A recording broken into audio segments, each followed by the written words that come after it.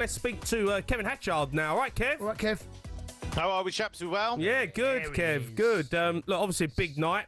It's going to go down terribly in Madrid. Surely Don Carlo, mate, he's out now and he's gone. It certainly doesn't make his situation any easier. I mean, he's pointed out they're still in the Copa del Rey, they're still in La Liga. If they were to win both of those and pip Barcelona to both of those, that would help. He is still under contract, but there's no doubt that they're sounding out Xabi Alonso about potentially taking over at some stage in the near future. I think the question is that this summer or is it next summer?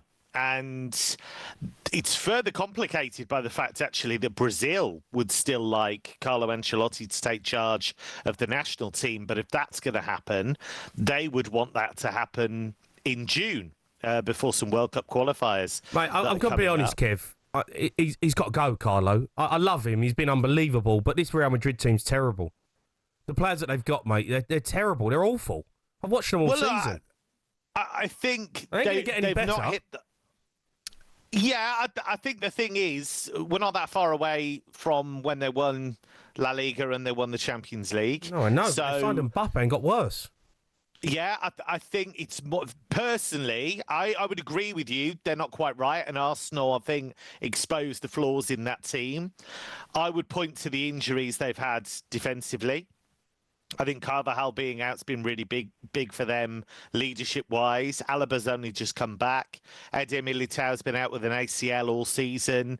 So you take out three, first-choice defenders.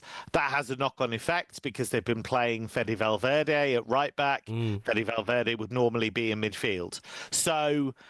They're 4 points behind Barcelona in La Liga. He played there tonight. Yeah. But I mean, the horse had long bolted and was over the hills and far away. The thing, Kev, that I would ask you is that I was stunned at how basic Real Madrid looked in terms of build-up, in terms of trying to break down Arsenal. Arsenal are a good team, we've seen that, but there was nothing there. I'm looking at their best players, Vinicius Junior, Bellingham, Mbappe, Rodrigo. They were basic tonight, and they were basic in the first leg. It does feel like the race has run for him, and I know what Real Madrid like. You know better than me. What about Jurgen? What about Jurgen Klopp, Kev? Because there are rumours about him potentially. If things ain't going amazing, what he's doing at Red Bull and all that. But what about Jurgen Klopp? Would they sneak him in there? To me, that feels like a non-starter. Okay. Because Klopp's not long been in that Red Bull job. I think there's been a slight mischaracterization of what that job is. I think there's an assumption that as soon as Leipzig want a new coach, he's going to do that. As soon as, he has to go and fight a fire somewhere else, he's going to go back into coaching. That doesn't seem to be the vibe. He seems to very much be interested in this kind of broader remit that doesn't mean that he's got to put his heart and soul into it every single day.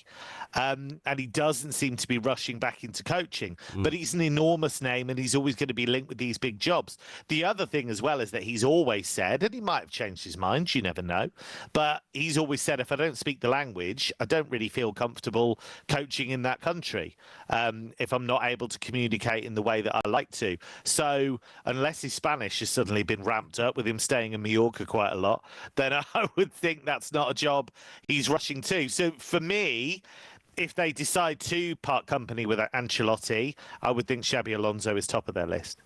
Yeah, I mean, Xabi Alonso, he's done a remarkable job since he's been at Leverkusen. We saw what he did last year, come up short winner at the quadruple. His stock, it can't have dropped that much, can it?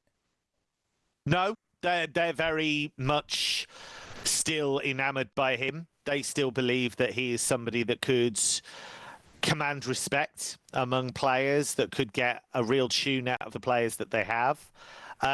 It would be different football because if you look at his Leverkusen team, they play some really exciting football, but it's very controlled, or at least that's the idea. They want to keep possession. There's a lot of short passing, and it's kind of slow, quick, slow. They kind of really go for it and move through the gears. So I think the crowd would have to get used to that. And I think there would be a few adjustments here and there. It would be a slightly different Real Madrid, I would think. Let's talk about the other game tonight. Inter Milan, Bayern Munich, 2-2 on the night. Inter Milan go through 4-3. A really good team, this Inter Milan side, but Bayern Munich, Harry Kane doesn't get it done. No, doesn't get it done, but I actually have to credit the way that Bayern played because, again, I talked about injuries with Real Madrid. Don't have Musiala, who's their best player. Don't have Upamecano as one of their most important defenders. I know he makes errors here and there, but he gets a lot of stuff right. I think he gets a raw deal, actually, Upamecano, because he gets a lot of stuff right. But he's out anyway. Hiroki Ito is another centre-back. He's out injured. Alphonso Davies, who's massive for them going forward in that kind of left-back position, he's out injured.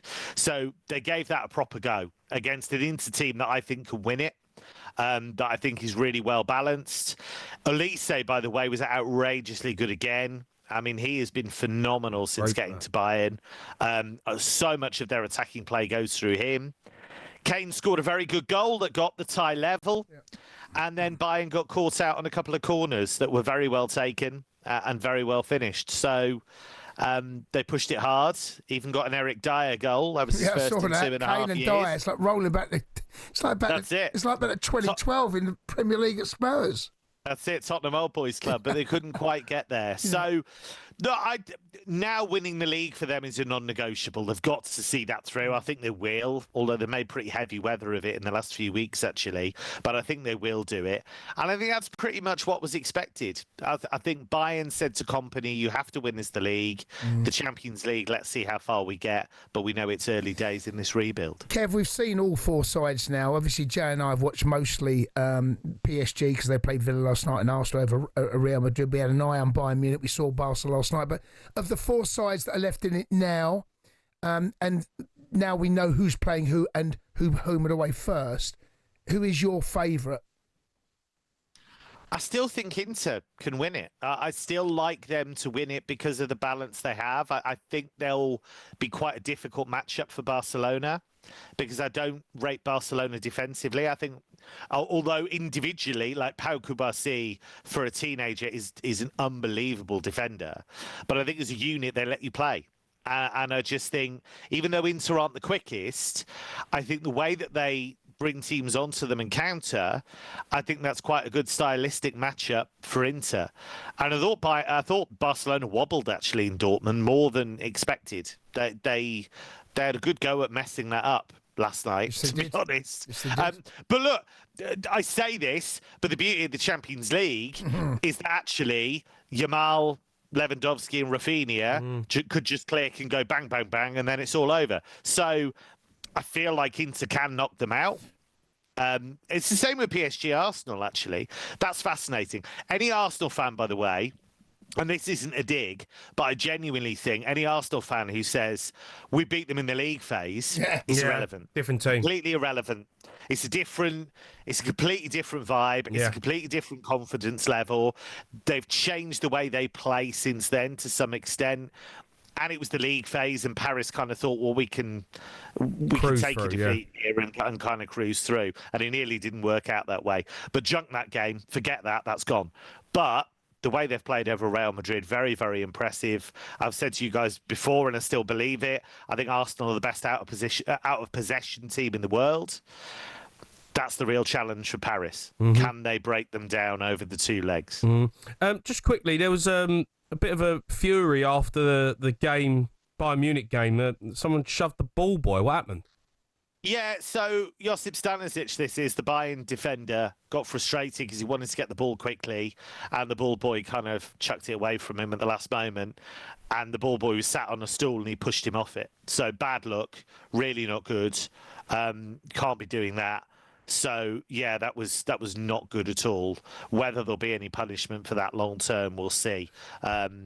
But yeah, it's not the way that Stanisic should be represented. I've got to ask you just quickly. I know you're across it. Frankfurt, they're playing Spurs tomorrow. They're a good side at home. I heard they've won 4 home games in this competition already. Have Spurs got any chance of going through, or are we going to see the end of Ange? No, Spurs give me some hope here. Give me some hope. Yeah, no, Spurs absolutely do, because it's a young Frankfurt team. Spurs have quality. I think the problem that Spurs have, is the attacking quality that Frankfurt have, even though they've lost Marmoush. And you would have seen that in the first leg because Ekitike took his goal incredibly well. Even though Kawasantos, the goalkeeper, is inexperienced, he's been, really, really good at times. He can be error-prone because he's a young goalkeeper, he's inexperienced, but they've got a lot of good kids there. The only thing I would say about Tottenham is if they start well, get that first goal, quieten the crowd down a bit, which is a hard thing to do in Frankfurt, just that youth and inexperience of Frankfurt might start to kick in because they've put together some really good kids there, but it's a lot of pressure because, Frankfurt really believe that they can have another run at trying to win this because they beat Rangers and won it not that long ago under Oliver Glasner. But if that first goal goes in, maybe the pressure starts to tell. All right. Kev, you're a star, Cheers, mate. Kev. See you later. The Sports Bar with Jamie O'Hara and Jason Cundy. Monday to Thursday nights from 10 on AM, on DAB, via the talkSPORT app and on your smart speaker. talkSPORT.